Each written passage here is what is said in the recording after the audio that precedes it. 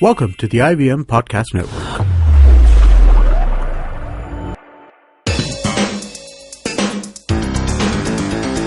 You're listening to TFG Football. And here we are once again on the Daily Football Podcast, where TFG brings you that everything that happens in Indian football. And with me in the studio is Kevin. Hello, Kevin. Hey, Siju. How was your Turbo Tuesday that we... packed. Yeah? And a lot of action also. Yeah, after just an hour of gap, and then you're like, next match. And I was like, okay, next match. I was like, life is awesome. And well, joining me also is Chiranjit, all the way. Are you still in Aizawl? Yeah. Yes, I am in my hotel room under the blanket in Aizawl. Great. And well, he's joining us via Skype, so you know the usual disclaimer that goes. So be there, because we are getting you all those updates that happened on Tuesday and also what to look forward today. Now, first of all, let's talk about yesterday's matches. Right, boys? The Northeastern Derby that we had, Aizawl versus Shillong. What a match, right? Oh. And the atmosphere. Yeah. I mean, 1:30 kickoff, everyone are ready with their bands, with their chants, all on song, supporting their teams. I mean, it was a crazy, crazy view, and the camera panned through those hills where Chiranjit used to talk about and, have click pictures and put up on social media. We've seen that. That's an amazing, amazing view. Well, the 90 minutes that unfolded on the field also was amazing. Great show once again, Aizawl taking it. One small little correction I want to say. Yesterday when I spoke about Aizawl, I said they have 2 matches and 2 wins. Just my bad. It was the first match was a draw, and then the second was a win. Now I can say 2 wins, because they have 2-1 it was a score. Could have been the other way around. Shillong missed a penalty. And well, over to you boys. Chiranjit, why don't you take it first? How was the game? I mean, can you believe it? The kind of, the whole change that Khalid Jamil has brought to this team. I mean, we heard him speak to us in that interview, and he said, like, I'm taking it step by step. That's what he keeps saying. I'm taking it step by step. I'm not doing anything radical. But it seems like the attitude mein kafi change aa gaya hai. Like, what was that? All these signings, all these new signings. Albino Gomez, his signing. Mahmoud Al-Amena, his signing. Jayesh Rane, his signing. And these 3 players made such a major difference. It wasn't a bad penalty taken by Fabio. Yeah. Okay, early on, that could have been it for Shillong. They could have just taken control, because they were not doing that bad. And one of the major problems that they had was their Romanian defender, Dan Ignat. He picked up an injury. He could not play this game. So they were playing all Indian defense. But still, they were not so bad. I mean, there were some defensive lapses, but they were doing counters and everything. But that penalty save really got Aizawl going. Yes.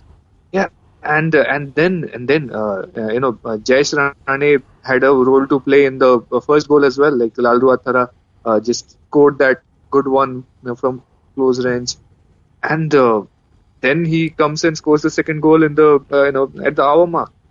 Awesome game, back and forth, very energetic, and he said, Khalid Jamil bola, like, we have to brainwash you, right? That I'm not a defensive coach after all, and he showed that. Aizawl FC were all over Shillong Lajong. They were pressing them very, very hard, and had there not been some good performance from some of the defenders, especially Sandeep Singh and Chinglen Sana, we would have had a very different game. It could have been 3-0 easily, 4-0 as well. Now, you were present for the match. You were there and you witnessed everything, the craziness that happened on field and off the field. So why don't you tell our listeners, we've often spoken about it, but since it's now also relevant, and we did see a 1:30 kickoff. So just tell our listeners, how was the atmosphere like? Oh man, it was craziness all over the place. Okay, early morning onwards, I went out for breakfast. I could already see, people out. The logo was everywhere, backpacks, jerseys, and it seemed like the entire town was turning out for the match, which almost was the case, So we got some 16,000 from what I heard about the ticket sales. and another 3,000-4,000 on the hills. So 20,000 people, unofficially watching the match in Rajiv Gandhi Stadium in Salem Wing. And one thing I will tell you about, it's like, there was rivalry. There were quite a few Shillong Lajong supporters who actually live in Aizawl. Okay, lots of Khasi people live in Aizawl, so you could see them in cars with Shillong Lajong logos and everything coming down to the match as a procession of car was going towards the stadium. So one thing that was so it sort of stuck out to me was that the rivalry, how friendly it was. Yeah. Okay, it was like inside the stadium when you were there, everybody was like, bantering each other, making fun, shouting at the players, doing their own thing. The moment the game is over, the rivalry is also done, because outside the game I did not see a single incident of you teasing the opponent supporters or anything like that. Everybody just went their own way. So it seems like the most sporting, in terms of the supporters, the most sporting rivalry I've ever seen. Anywhere else, even Maharashtra Derby, or even when Mohun Bagan visits Mumbai FC, there are banters going on outside the stadium and all that, but none of that here. So it was like people who really enjoy. People were appreciating Lajong players' efforts as well. So it was a very knowledgeable crowd. So it seems like they make that separation. During the game, you behave in a way. After the game, it's all done, all forgotten, all good. It feels like that's how they take it. So that was a lot of fun. And on the way back, it's a very narrow road that leads to the stadium, and you had this massive traffic jam. And it was nice to see, sometimes people would be stuck in the jam and for minutes to come. 10-15 minutes, nothing is moving. So people were simply just singing that song, that particular chant that Aizawl FC has, la la la la la. Yeah. Somebody would start it and 20 other people would join in the traffic jam. So they celebrated, the fans mostly celebrated in traffic jam. So that's also another unique feature, I think, that Aizawl has in terms of I-League football. Yeah, I mean, amazing stories to say. We always have great stuff to say when we travel that part of the country. Now, what does this win mean for Aizawl? I mean, they still are yet to taste defeat. And what were the reactions at the post-match press conference like? Well, this Khalid Jamil was obviously at the top of the world. I mean, he's not showing it as usual. He's just going his own way and doing his own thing. He does not show too many emotions. But I can tell, you can tell that he's enjoying this a lot. He's number 2 in the table right now as we speak. Yeah. So it's amazing. He's happy. The players are happy. The club is happy, and it seems like he's finally found the perfect blend for a team that can work under him. During the interview, I asked him the question that good passing game kind of football that Aizawl play with robust midfield and speedy game. Does that fit with your philosophy? So it seems like it's a more of a fit to his style of play than Mumbai FC ever was, because he gets a good midfield, he gets players with high stamina, and he gets to bring in those couple of extra experienced players and strengthens the defense. And here we have a very high level team that you never know where they're going to end up. They might make it top 3 at the end of the season. So yeah, it's really good. Everything seems to be peachy for Aizawl right now. Well, let's hear what he has to say, because we have that clip with us. So hang in there and let's see. First of all, I'm very happy because our boys, they never lose their concentration. They played very hardly. They played positive football. I'm very happy with it. And now looking for next match. We deserve the result. 3 points, we deserved it. We tried our best. We tried our best and we got the result. Yes, why not? If we just keep our moral high, think positive, everything will be fine. About your previous club, Mumbai FC. So one of the players from other team, they told me that he really knew the ground, about the ground, how the wind blows. So will there be any advantage over there in Mumbai? Yes, definitely. I'm going there to play. But for me, Aizawl is the main thing. I'm going there to get 3 points and just to show that we are a good team. And Mahmood, second consecutive man of the match for you, signing of the season? For you? Everybody sees Jayesh, Ashutosh, Albino also was good. Second penalty, almost he saved. Anticipation was good, but and talking about MK, Albert, they are also good. They are doing good job. Lothara also up and down. And talking about our right back also playing for first time, Rinzola. So everybody, I'm very happy with the show. Well, just like Chiranjeev said, I mean, he is not one person who sits at the post-match press conference or in front of media saying, "Yay, VP, we won," and we are probably at the top, almost at the top of the table. But we know how that reaction would be because he's yet to taste defeat. But on the other hand, things are not looking so great for Shillong. Yes, they've been putting their trust on some young players, under 22, fielding them, but probably not working in their favour like they wanted to. So, Chiranjeev, what was Shillong's head coach's reaction? Well, Mr. Thangbo Singto was, he was a bit stoic in defeat, but I think he's feeling the pressure now. 3 matches, 3 losses, bottom of the table, -6 goal difference. It's never a good place to be in. Plus, I think the luck has been against them for till now. The penalty shout that was denied against Mohun Bagan, and this time they missed a penalty. Yeah. That Albino Gomez, what a effort! He almost saved the second penalty. Yeah. Right. So yeah, he is obviously not in a good place after 3 losses and bottom of the table. So he was a bit critical of his own approach, and he was hopeful that going forward things are going to be better when they play 5 back-to-back home games. So let's listen on what he had to say. Well, I think we're still playing the way we want to play, keeping the ball well, But again, it becomes a bit cliche, but we need to defend better.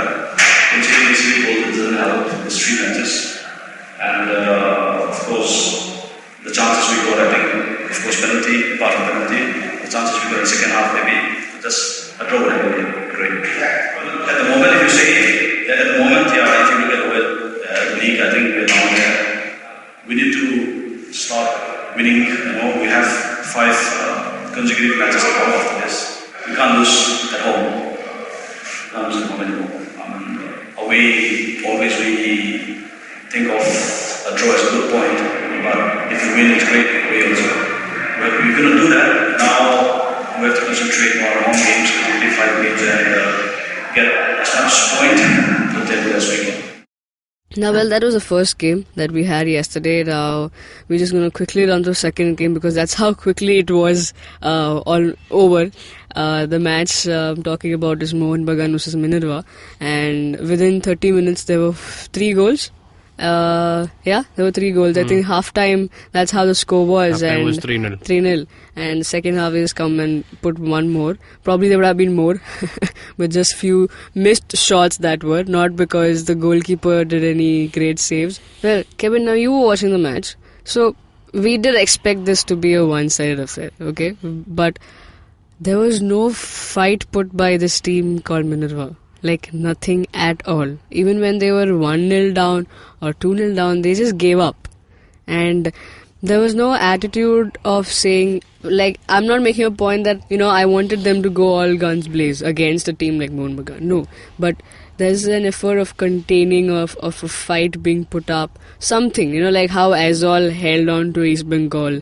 Or whatever, probably an approach. So do you think probably the approach to the game is yet not fit into the system? Everything about Minerva was wrong yesterday. Right from the formation, right from till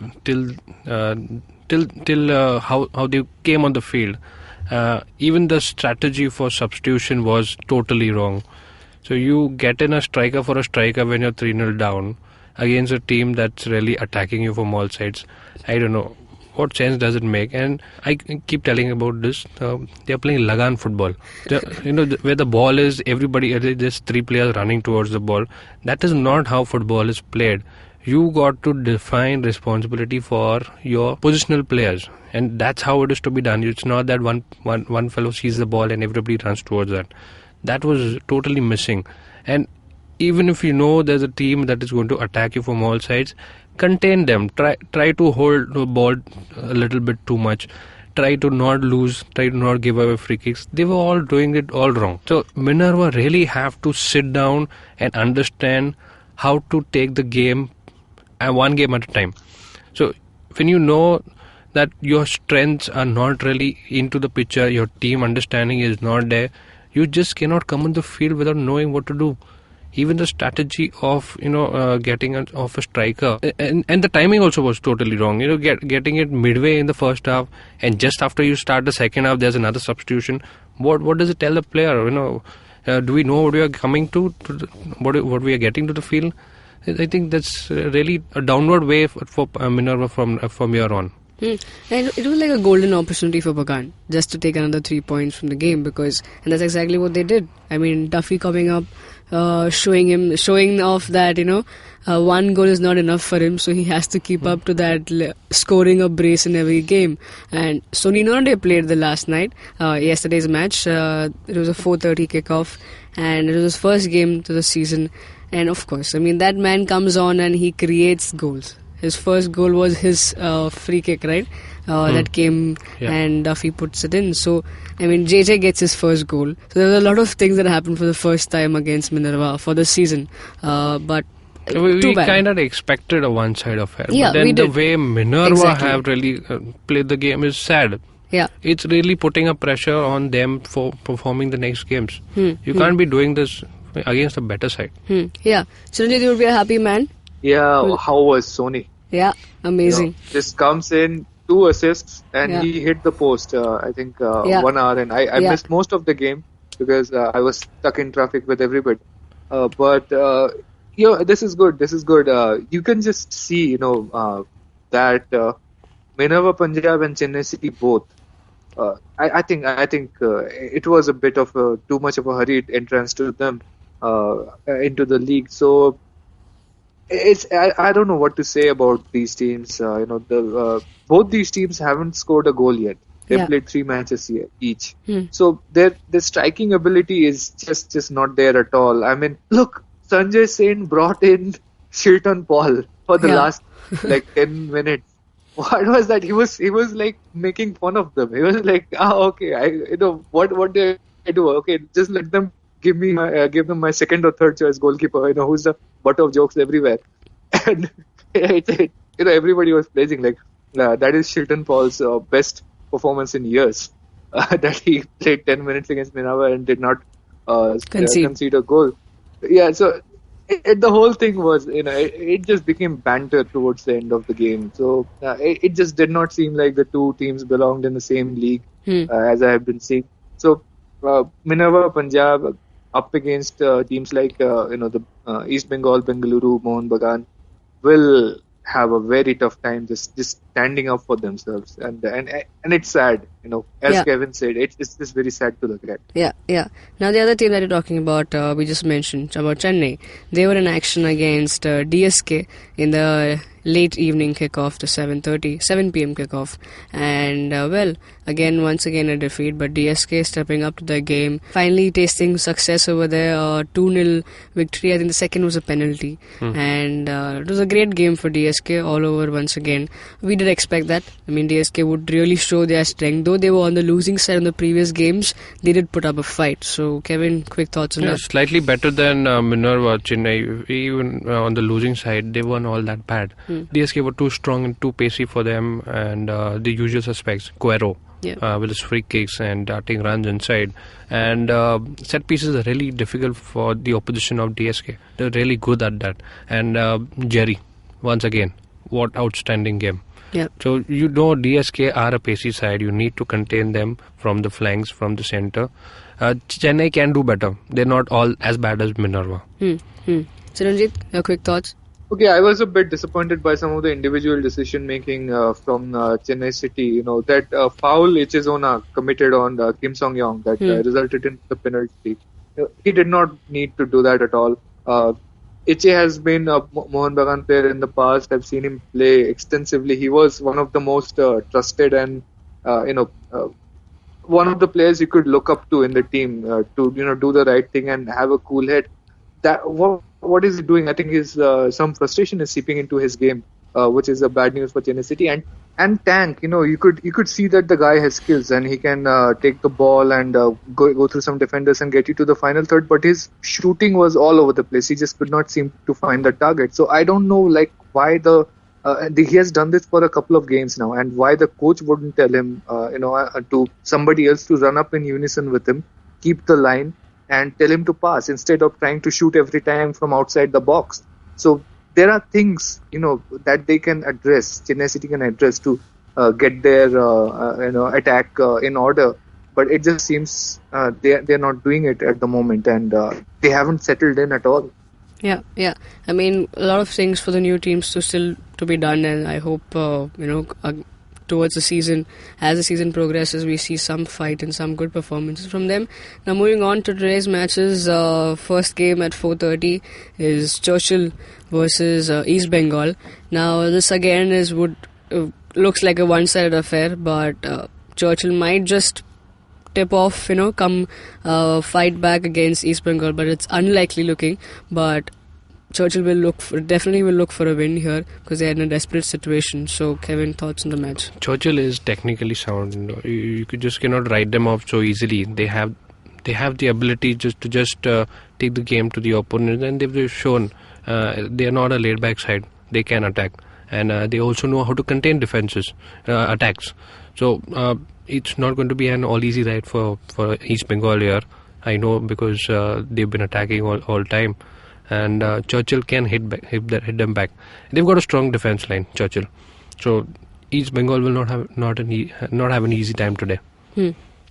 Well, the second match today, the long-awaited game, Mumbai facing Bengaluru, and it's in Bengaluru.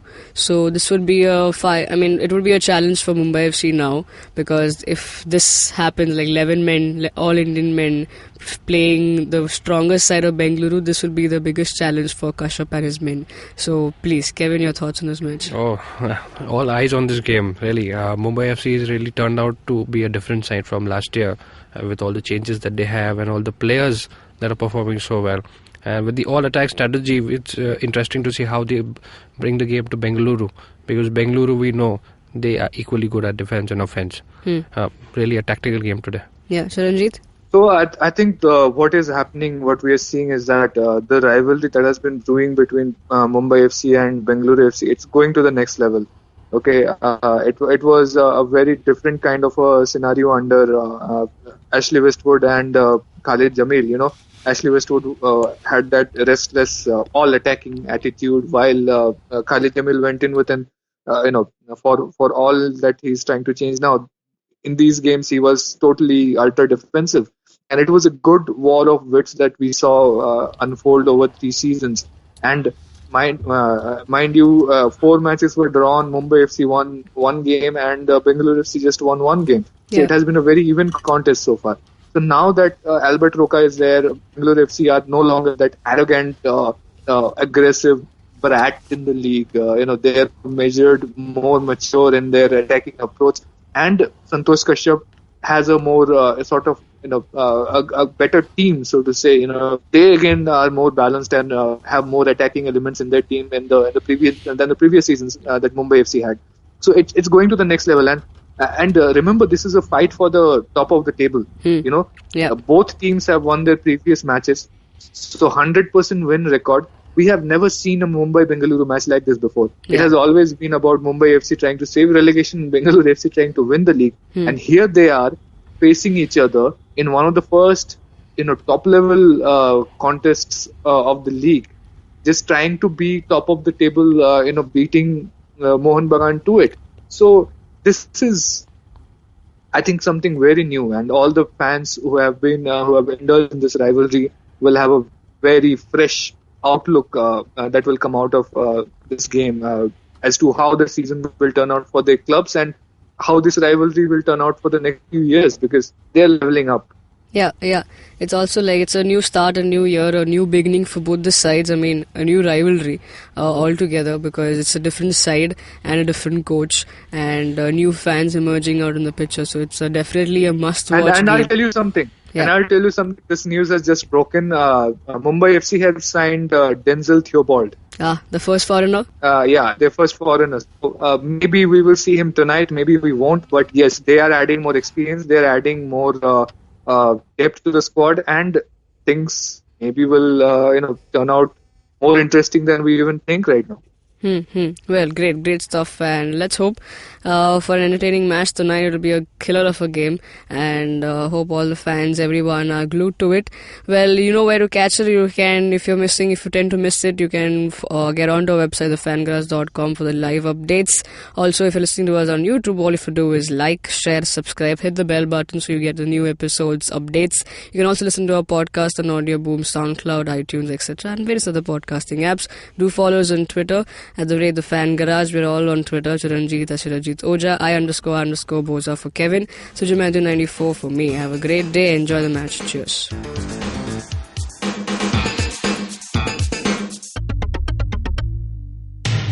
Our podcasts bring all the boys to the yard, and damn right, they're better than yours. But you don't need to stand outside in the yard. Just follow IVM Podcasts on Facebook, Twitter and Instagram. We might be on Tinder too. Just go ahead and swipe right.